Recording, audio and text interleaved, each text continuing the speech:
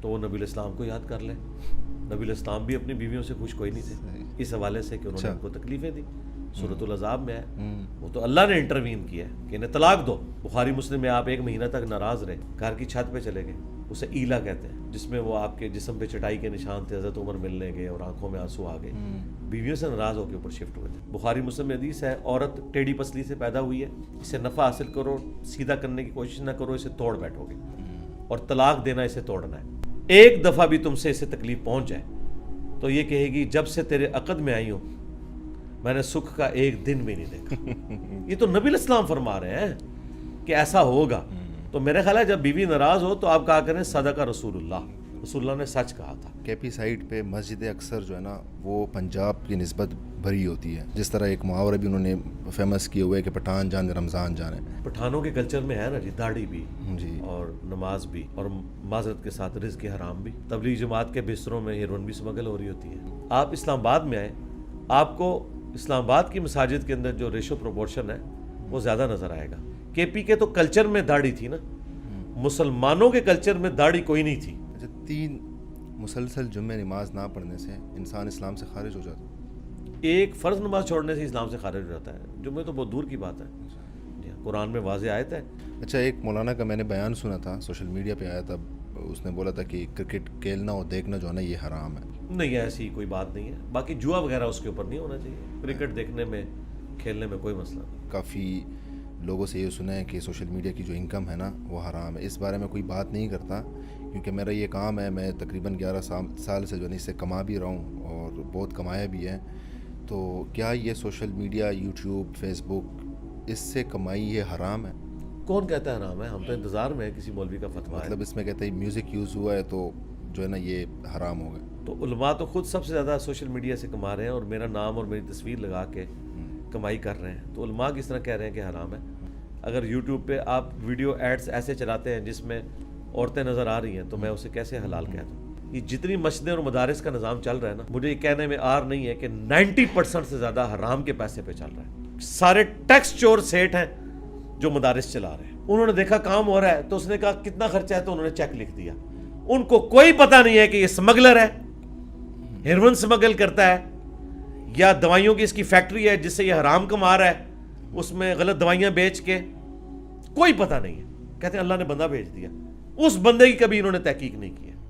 السلام علیکم علی بھائی, میں نے آپ کے بہت سارے بیانات سنے ہیں اور میری وائف بھی آپ کی جو ہے نا چھوٹے چھوٹے کلپس جو ہے نا مجھے فارورڈ کرتی ہے کیونکہ آپ بیوی کے حقوق کے بارے میں بات کرتے ہیں اور ان کے آپ فیوریٹ بھی ہیں. تو سب سے پہلے تو آپ کا بہت شکریہ کہ آپ نے مجھے اجازت دی کہ آپ کے سامنے بیٹھ کے آپ سے سوالات کر سکوں. جزاک اللہ خیر.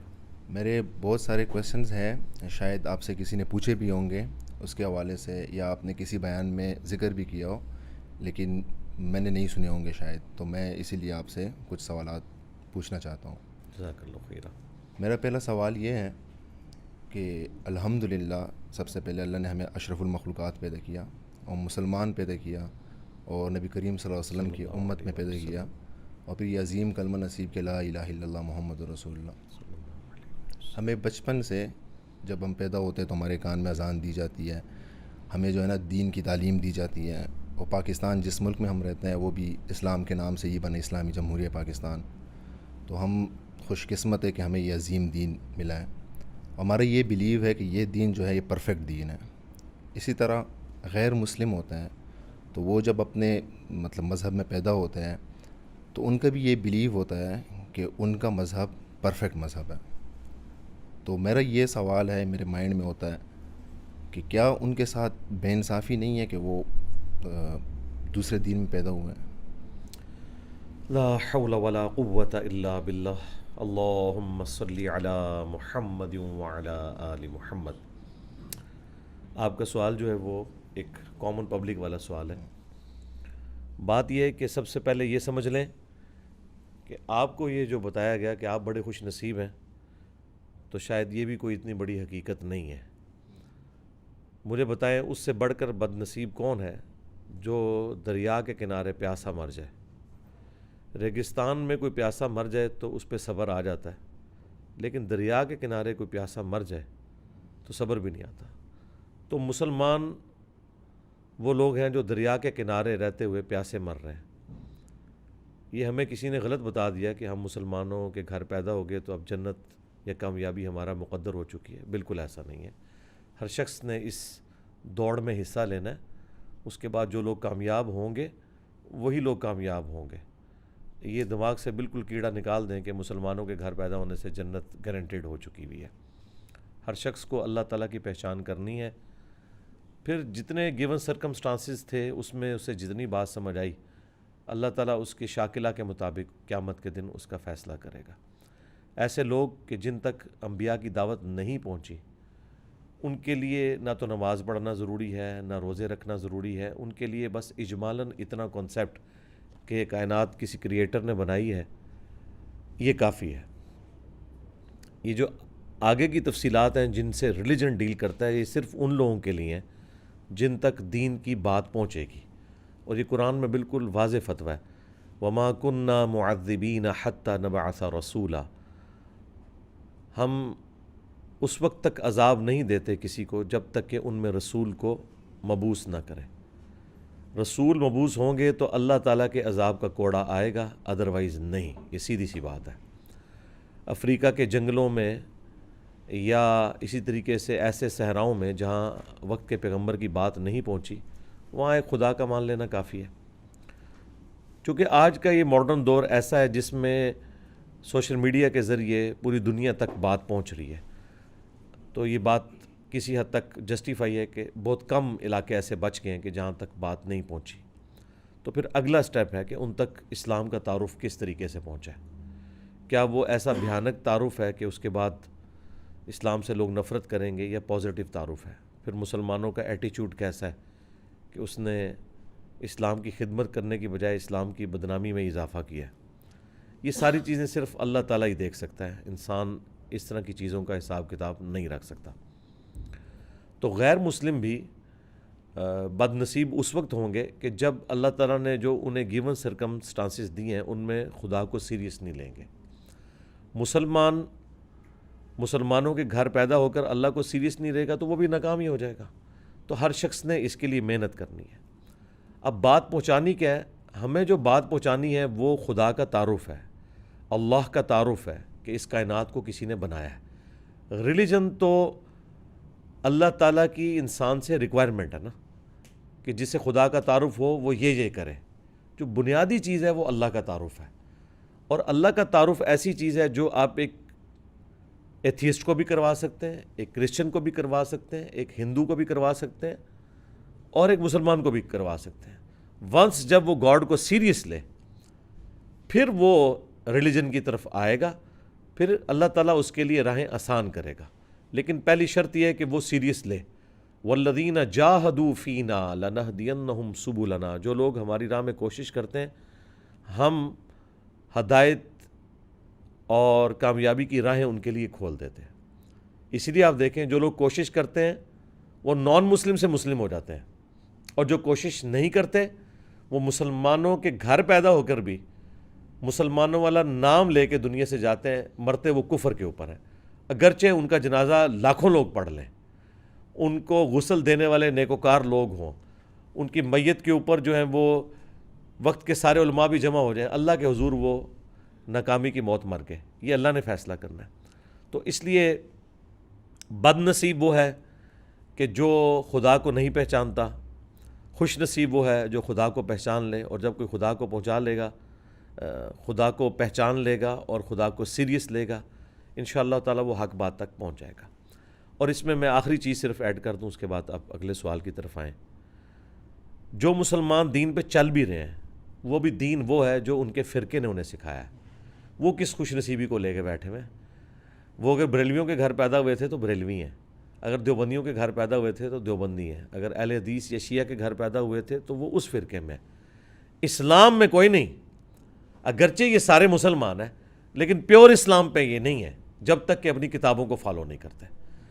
تو ان شارٹ یہ کہ ہمارے نزدیک تو یہ سارے ہی آلموسٹ بدقسمتی ہیں، الا یہ کہ کوئی اللہ کو سیریس لے لے۔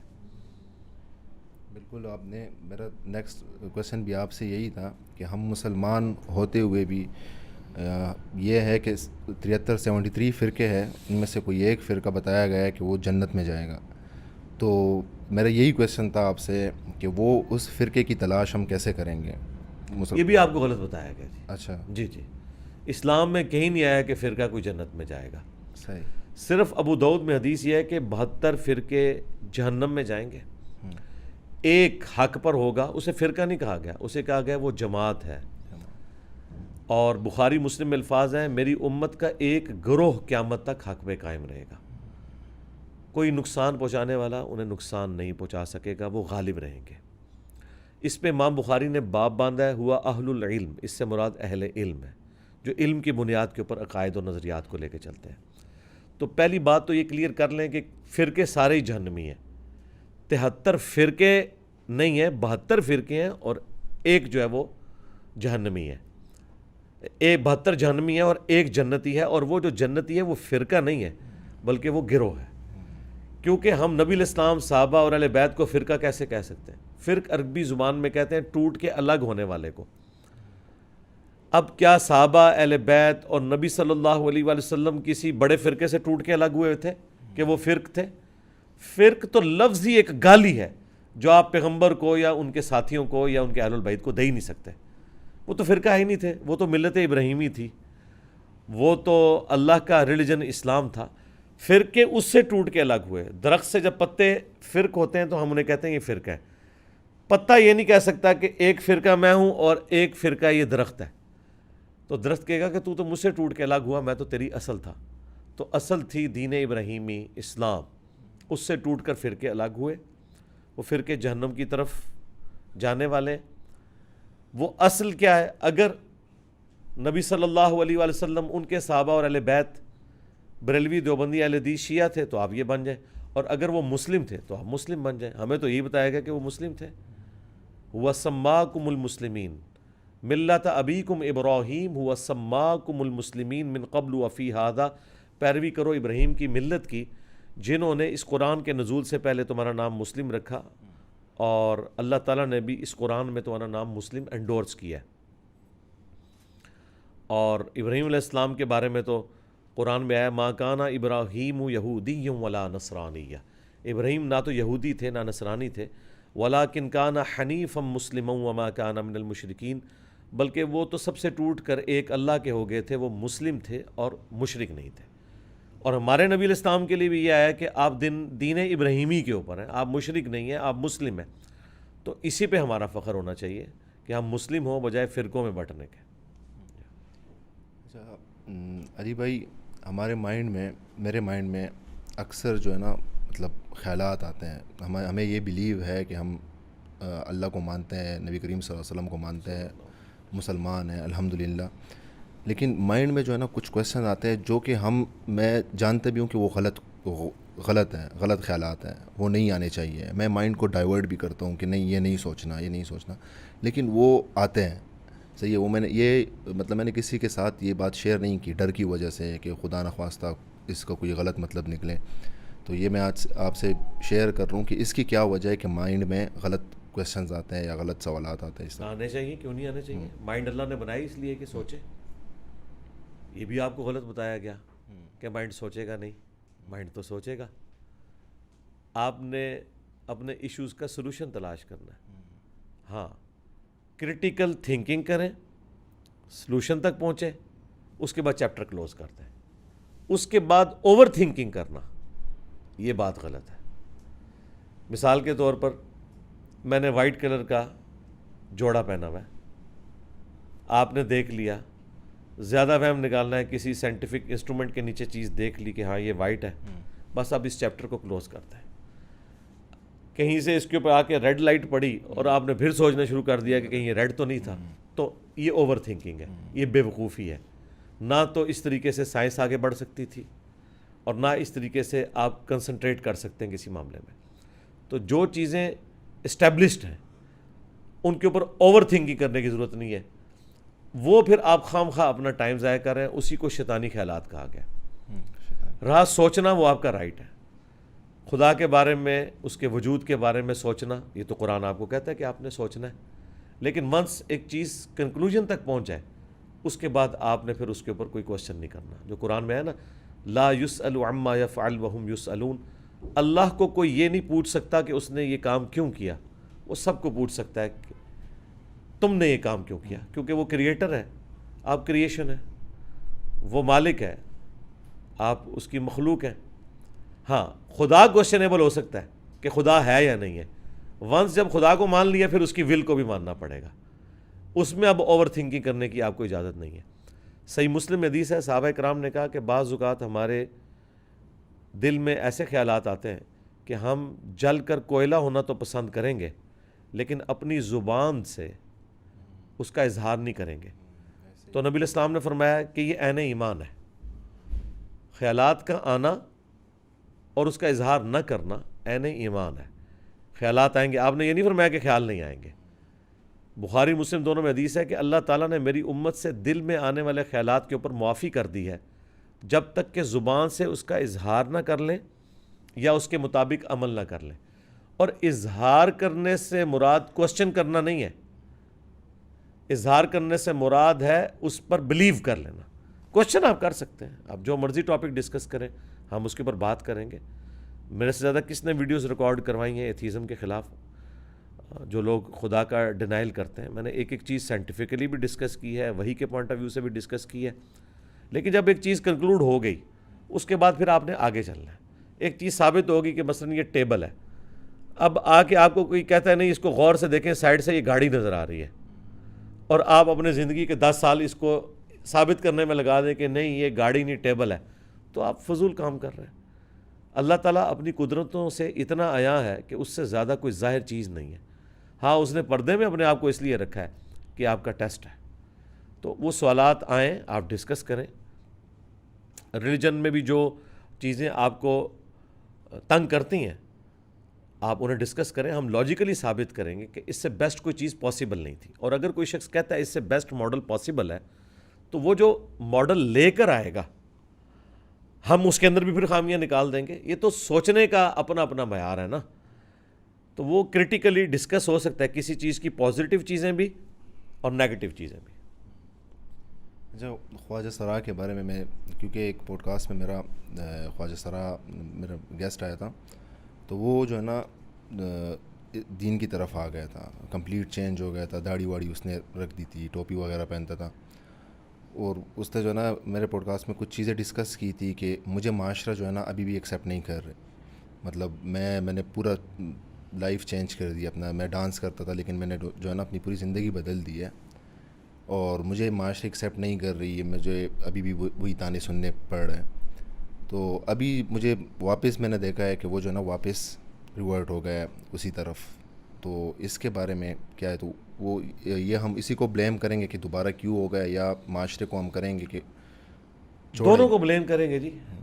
اس کو اگر کوئی شخص کھانے کے اعتبار سے ٹوکے تو وہ کیا بھوکا مر جائے گا, یا اسے یہ پتہ چلے کہ دودھ خالص نہیں ملتا تو اس کے بعد اس نے چائے پینا چھوڑ دینی ہے. دین کے بارے میں ہم اتنے سینسٹیو اور نازک مزاج کیوں ہو جاتے ہیں کہ ہمیں کوئی ٹوک دے تو ہم اپنے ہی نقصان کر بیٹھتے ہیں. تو میں اس چیز کو صحیح نہیں سمجھتا. اس کا بھی قصور ہے, معاشرے کا بھی ہے. معاشرے سے بدلہ تو لے گا اللہ, اس نے تو اپنا نقصان خود کر لیا. اگر کوئی آپ کو اپنے دنیاوی معاملات کے اندر ٹوکتا ہے, میں نے تو نہیں دیکھا کوئی شخص دنیاوی ایک کامیاب زندگی گزار رہا ہے اور اس پہ اس سے کوئی ٹونٹ کرے تو وہ پتے پہن کے تو جنگلوں میں چلا جائے. ایسا تو کبھی نہیں ہوا. تو یہ اپنے آپ کو دھوکہ دینے والی بات ہے. پوری دنیا بھی جمع ہو کے ہمیں یقین دلائے کہ روٹی کھانے سے موت واقع ہو جاتی ہے, لہٰذا آج کے بعد آپ نے فاقے کاٹنے, ہم کسی کی بات نہیں مانیں گے. ٹھیک ہے, جو کام ہم نے کرنا ہوتا ہے ہم کر گزرتے ہیں. یہ لوگوں نے بھاگنے کے راستے نکالے ہوئے, کوئی نہ کوئی بہانہ تلاش کر لیتے ہیں. اسی کو اگر میں یہ آفر دوں نا کہ گورنمنٹ نے اناؤنسمنٹ کی ہے کہ دوبارہ تم داڑھی رکھ لو تو روزانہ کا 1 لاکھ روپیہ حکومت کی طرف سے تمہیں جو ہے وہ دیا جائے گا انعام کے طور پر, تو اسے معاشرہ کیا وہ کہے گا جی بے شک جنات بھی سارے اکٹھے ہو جائیں. تو یہ سارے اپنے آپ کو دھوکہ دینے والے بات ہے. یہ کوئی ریئلسٹک بات نہیں ہے. میں تو اسے ردی کی ٹوکری میں پھینکتا ہوں. کسی نے دل پہ لے لیا ہوا ہے تو وہ اپنے ساتھ خود ظلم کر رہا ہے.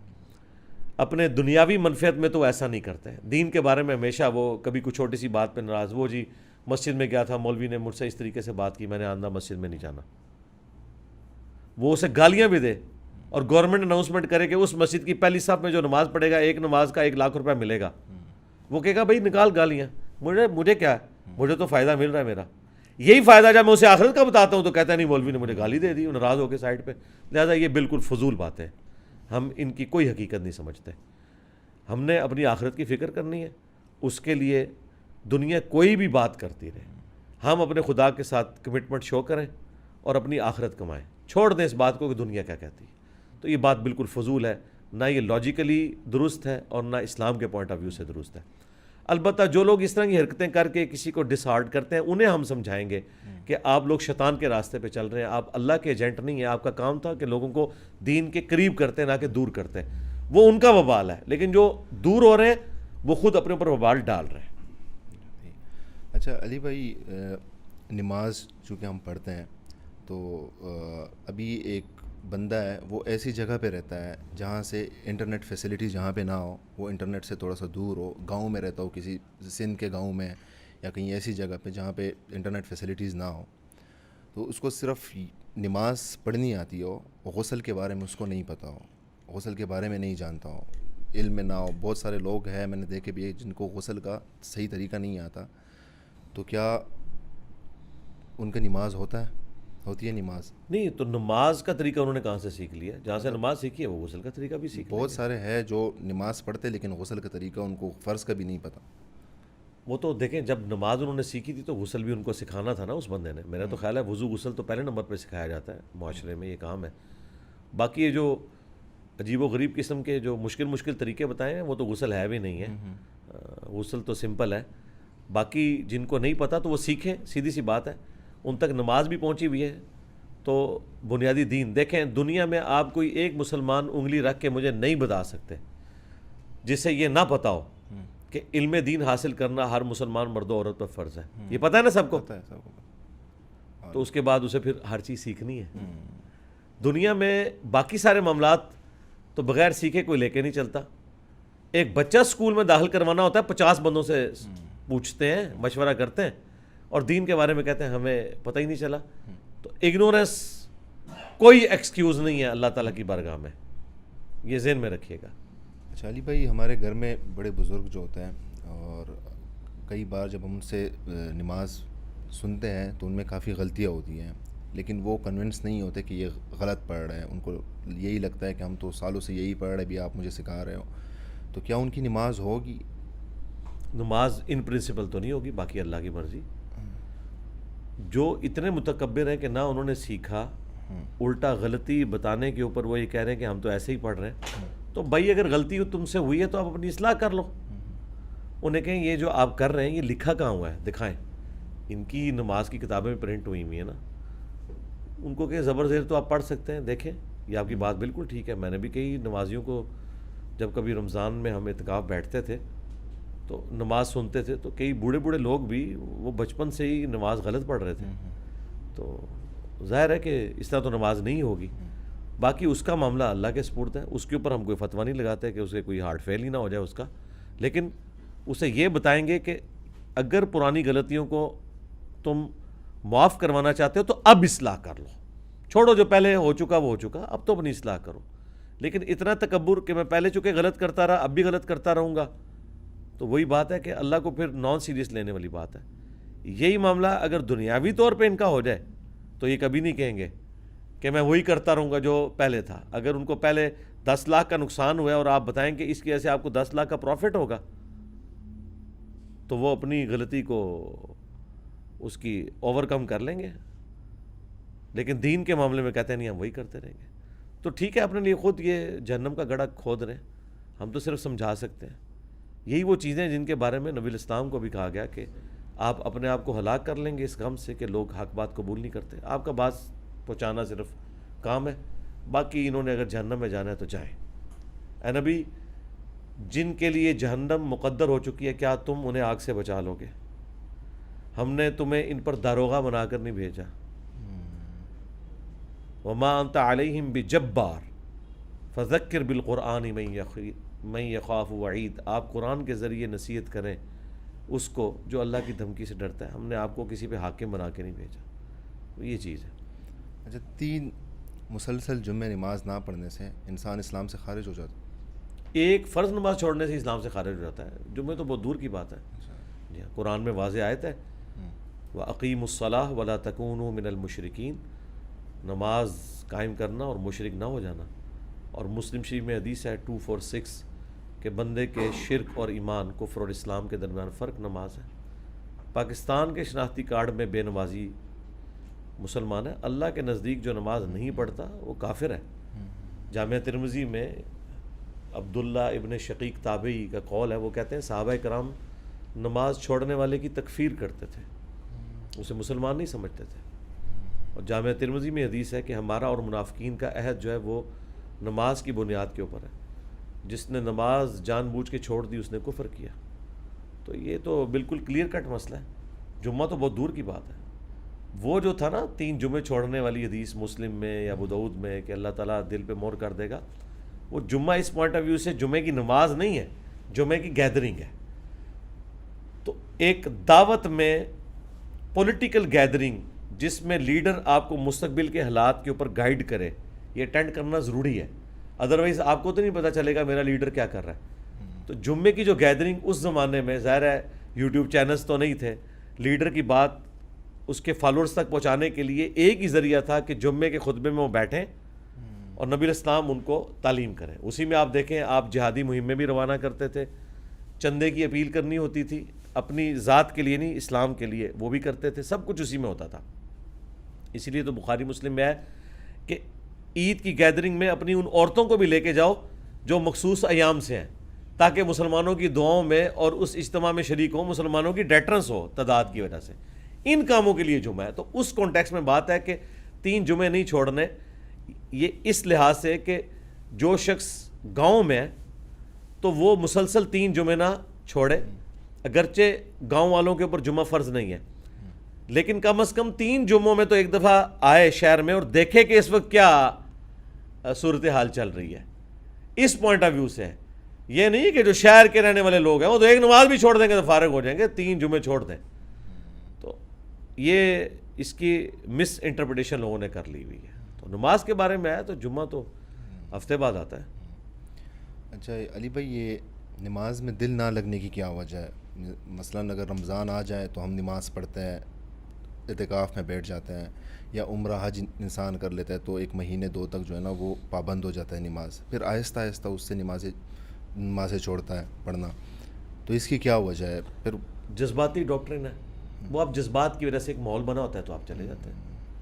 وہ ماحول نہ ہو تو آپ رمضان میں بھی نہ جائیں. ایک روحانی وجہ تو شیطان کا قید ہونا ہے، لیکن جو ڈومیننٹ وجہ ہے وہ ایک جذباتی ڈاکٹرن ہے، ماحول بنا ہوتا ہے. اور میں تو آپ کو رمضان کے بغیر بھی رمضان بنا کے بتا سکتا ہوں. آپ ایک نماز کے اوپر $1000 دیں نا، جس نے زندگی میں کبھی عید کی نماز بھی نہیں پڑھی ہوگی، میں آپ کو وہ پہلی صف میں کھڑا دکھا دوں گا، کیونکہ اس کی دنیاوی منفعت ہوگی. تو یہ جذباتی ڈاکٹرن ہے. انہوں نے شاید سمجھ لیا ہے کہ رمضان کا خدا کوئی اور ہے اور غیر رمضان کا خدا اور ہے، تو وہ جذبات میں پڑھ رہے ہوتے ہیں. اس لیے جیسے عید آتی ہے تو فارغ ہو جاتے ہیں. کوئی کنوکشن والا ایمان اور اسلام وہ نہیں ہوتا، تو اسے اسی طریقے سے فارغ ہو جانا چاہیے. اور وہ عید تک بھی نہیں نکالتا. ہاں، پہلے 10 دنوں میں جتنی صفحے ہوتی ہیں اگلے 10 دنوں میں اس سے کم ہوتی ہیں. ٹھیک ہے، جن کے جذبات ذرا زیادہ ہوتے ہیں نا وہ اگلے 10 دن بھی نکال جاتے ہیں، اور جن کے اس سے تھوڑے زیادہ ہوتے ہیں وہ اس سے اگلے 10 دن بھی. تو چاند رات تک سارے جذبات ٹھنڈے ہو چکے ہوتے ہیں، چونکہ کنوکشن والا ایمان نہیں نہ ہوتا، جذبات والا ہوتا ہے. یہی تو ہم رو رہے ہیں کہ آپ نے علمی طریقے سے خدا کو پہچاننا ہے، جذباتی طریقے سے نہیں، ورنہ یہی کچھ ہوگا. وہ تو ہندو بھی 3.5 کروڑ ہندو ہر سال گنگا پہ نہاتے ہیں. آپ کا زمزم پینے والے تو اتنے لوگ نہیں ہوتے ہیں. وہ بھی اپنے جذبات میں چل رہے ہیں، یہ بھی اپنے جذبات میں. علمی طریقے سے جب قائل ہوں گے پھر 24 گھنٹے آپ خدا کو خدا مانیں گے. پھر وہ رمضان کا خدا نہیں ہوگا یا آپ کی مرضی کا خدا نہیں ہوگا، وہ واقعی خدا ہوگا جس کو آپ واقعی اپنا رب مانیں گے، اپنا مالک مانیں گے.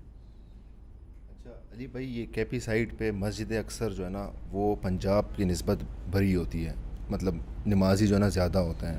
جس طرح ایک محاورہ بھی انہوں نے فیمس کیے ہوئے کہ پٹھان جانے رمضان جانے. تو اس کے بارے میں آپ ذرا بتائیں. پٹھانوں کے کلچر میں ہے نا جی، داڑھی بھی جی اور نماز بھی، اور معذرت کے ساتھ رزق حرام بھی. तबलीग जमात के बिस्तरों में हेरोइन भी स्मगल हो रही होती है। तो ये कल्चरल चीज़ है, मैं इसको भी जज्बाती इस्लाम समझता हूँ। हमारे उस्ताद डॉक्टर इसरार साहब कहते थे कि ये भी बड़ी नेमत है, हम इसको नेमत होना समझते हैं, लेकिन ये अल्लाह को मतलूब नहीं है कि आप जज्बात के साथ अपने मामलात को लेके चलें, इल्मी तौर पर लेके चलें। यही पठान जो है ना हिंदू होते तो आप इनसे ज़्यादा प्रैक्टिसिंग हिंदू को ही ना देखते।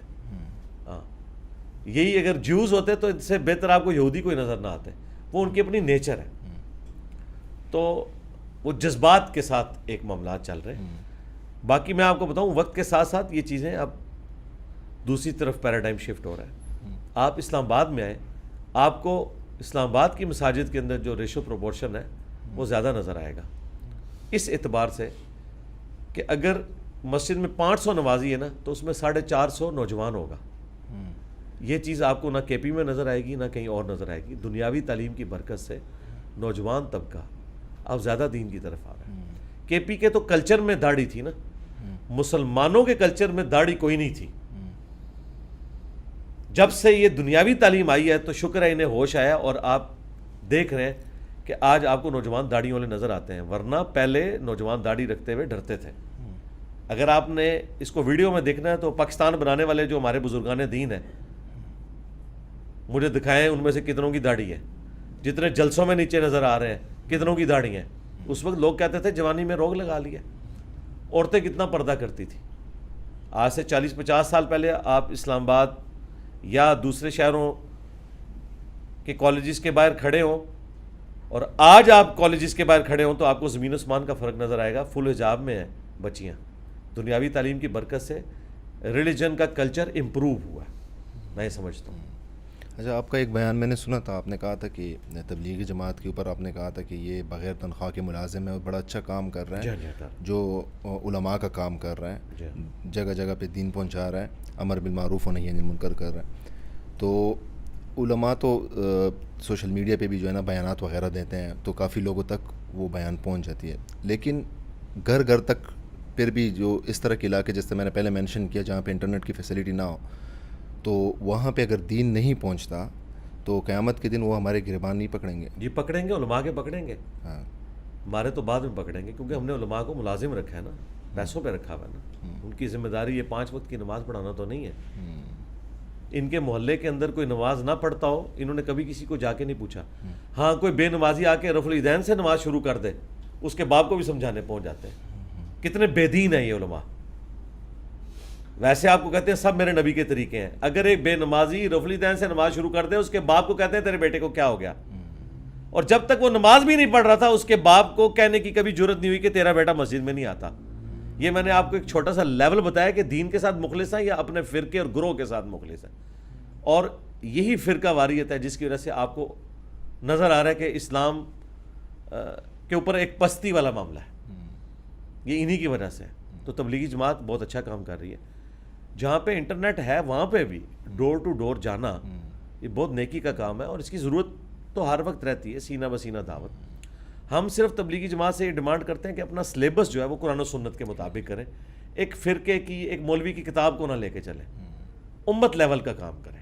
जब आप बीच में एक फ़िरके की किताब स्टोरियों वाली डाल देते हैं, उसकी वजह से मसला ख़राब होता है।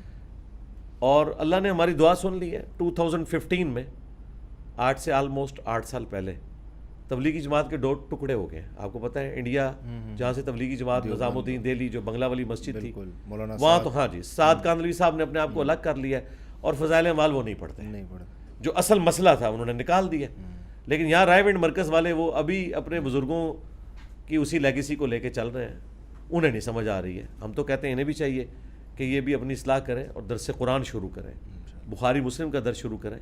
और अगर ये इन्होंने नहीं करना तो फिर अपने आप को सुन्नी कहना, मुसलमान कहना छोड़ दें। फिर ये कहें कि हम अपने बुज़ुर्गों की तालीमात लेके जा रहे हैं। अच्छा अली भाई, ये बरेलियों का और तबलीगों का आपस में नहीं बनती, और सुनने में आया आप भी बरेलवी थे शुरू में, तो मैंने कभी तबलीगियों को इस तरह नहीं देखा। मेरा जितना वास्ता पड़ा है कि बरेलियों को मस्जिदों से निकाला हो, धक्के दिए हो, लेकिन ये मैंने ख़ुद भी ऑब्ज़र्व किया है और देखा भी है कि कई तबलीगियों को जो है ना बरेलियों ने धक्के मार के मस्जिदों से निकाला है। तो ये इतनी नफ़रत क्यों है? आपकी ऑब्जर्वेशन बिल्कुल गलत है, अच्छा, अधूरी है। सही। उसकी वजह यह है کہ بریلویوں کی کون سی ایسی جماعت تھی جو بسترے اٹھا کے دیوبندیوں کی مسجد میں جاتی تھی اور وہ انہیں دھکے دیتے. ان پہ تو یہ مشکل وقت آیا نہیں آیا. صحیح. ہاں یہ مصیبت تو کاٹی بریلویوں نے کہ تبلیغی جماعت والے وہاں گھسے, آہستہ آہستہ اپنا مولوی لانچ کیا, اینڈ پہ مسجد دیوبندیوں کی بنوائی بریلویوں نے تھی. تو اس کا علاج انہوں نے صحیح سوچا کہ ہم ان کے بسترے اٹھا کے باہر پھینکیں گے, یہ ہماری مسجد پہ قبضہ کرتے ہیں. چونکہ فرقہ واریت ہے نا, تو بریلوی بھی ایک فرقہ, دیوبندی بھی ایک فرقہ. چونکہ جماعت ہی کوئی نہیں تھی, تو جب جماعت گئی نہیں تو اس آزمائش سے تو آپ گزرے نہیں نا. ایک بندہ کہتا ہے کہ میں نے کبھی شراب پی نہیں ہے, تو اس سے پوچھا جائے گا تمہارا بلٹ اپ کہاں ہوا ہے, تو آپ کو پتا چلے کہ وہاں تو شراب ملتی ہی نہیں تھی, نہ شراب کے انورٹڈ کامہ میں فضائل اسے پتا تھے کہ وہ پیتا, تو اس کی کوئی بہادری نہیں ہے. یہ تو مسئلہ اس وقت ہے. اس لیے کہتے ہیں کہ اللہ تعالیٰ سے یہ دعا کرنی چاہیے کہ کبھی انسان پہ یہ آزمائش آئے ہی نہ کہ اسے برائی کرنی پڑے اور وہ خوف خدا کی وجہ سے رکے. اس سے بہتر ہے کہ اللہ تعالیٰ اس آزمائش میں ڈالے ہی نہ. اور جب یہ آزمائش آئی ہے دیوبندیوں کے اوپر, تو وہ بھی اسی طریقے سے ناکام ہوئے جس طرح بریلوی. آپ کہہ رہے ہیں نا یہ نہیں نکالتے, آپ مجھے کے پی کے اندر کسی دیوبندی کی مسجد میں یہ سبز پگڑی والی جماعت کی کوئی جماعت ٹھہرا کے وہاں درس دے کے بتائیں, اور ٹائم قیامت تک ہے. ذرا ادھر تو مجھے جواب دے دیں آپ, کیا یہ اجازت دیں گے ان کو؟ میں نہیں دیکھا. نہیں دیکھا, بس یہی وجہ, جواب آپ کو مل گیا. تو اب ان کی جماعت بن گئی ہے. جو سلوک پنجاب میں بریلوی تبلیغی جماعت کے ساتھ کرتے تھے نا, وہی سلوک سبز پگڑیوں والوں کے ساتھ کے پی میں دیوبندی کرتے ہیں.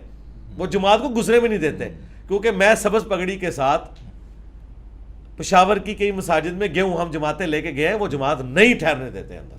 وہ کہتے ہیں بھائی جاؤ بریلویوں کی مسجد میں. وہ کوئی ایک آدھ مسجد دور دراز علاقے میں نکلتی ہے, زیادہ تر تو دیوبندیوں کا گڑھ ہے.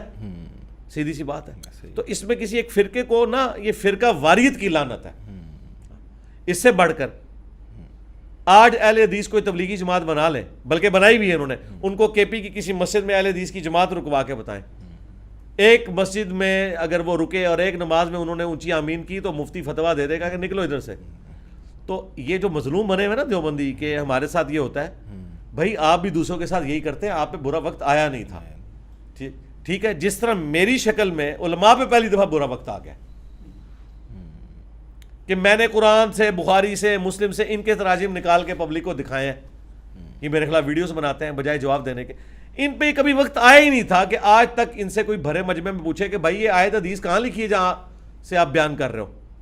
تو یہ کہتے ہیں دیکھیں بڑے حالات سازگار تھے, انجینئر نے آ کے فتنہ ڈال دی. انجینئر نے فتنہ نہیں ڈالا, یہ سارے سوئے ہوئے تھے, میں نے ان کو جگایا کہ بھائی دیکھو تمہارا ڈرائیور گاڑی ٹھوکنے والا ہے. پہلے تو گاڑی ٹھکتی تھی, لوگ مر جاتے تھے, یہ جس طرح ہمارے بزرگ انہی فاسد عقائد کے ساتھ دنیا سے چلے گئے.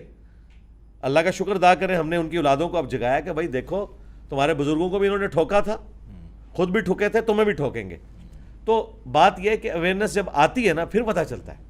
جب تک اندھیرا نہ ہو آپ کو روشنی کی قدر نہیں آئے گی, جب تک گرمی نہ ہو ایئر کنڈیشن کی قدر نہیں آئے گی, جب تک پیاس نہ ہو پانی کی قدر نہیں آئے گی. ایک بندہ کہ جی میں اسکردو میں رہتا ہوں, ہم نے تو آج تک جو ہے وہ اے سی کے بارے میں سنا ہی نہیں ہے, تو ہم کہیں گے بھائی آپ کو اس آزمائش سے نہیں گزرنا پڑا, آپ ہیٹر کی آزمائش سے ہی گزریں گے. اور اب سبی والا اسے ہیٹر کا تعارف کروانا پڑے گا. تو یہ فرق ہے نا, جس پہ جو وقت گزر رہا ہوتا ہے نا وہ اس کو بہتر سمجھ رہا ہوتا ہے.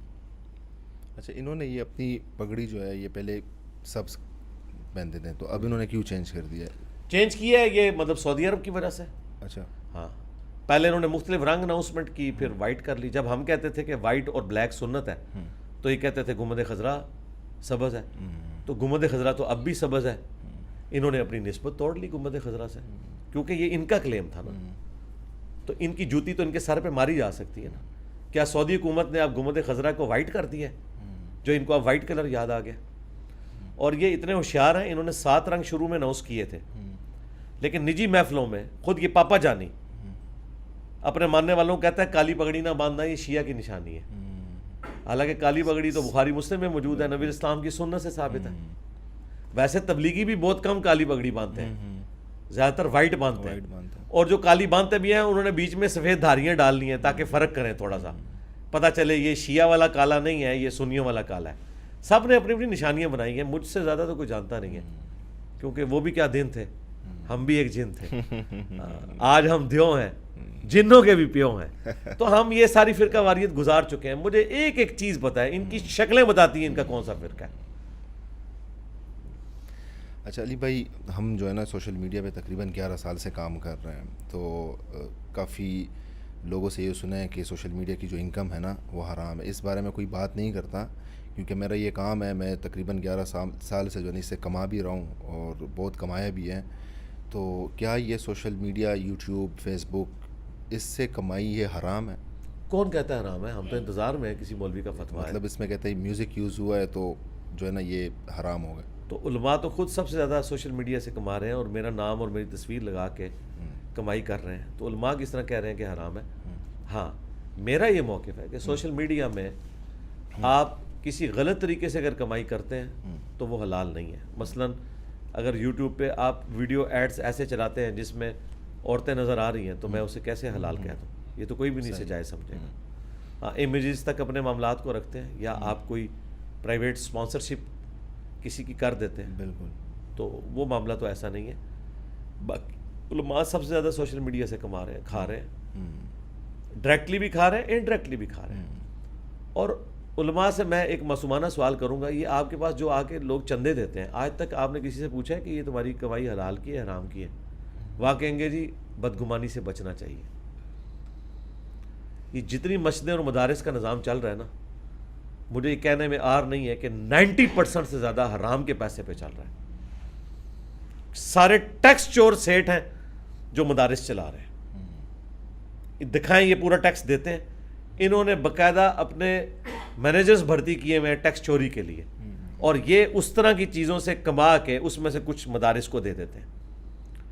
آپ اسلام آباد میں کئی مساجد میں نے خود سنا ہے، مسجد کی تعمیر ہو رہی ہوتی ہے. میں مختلف مساجد میں نماز پڑھنے کا عادی ہوں شروع سے، تو میں نے کئی مساجد میں ملتی جلتی سٹوری سنی ہے.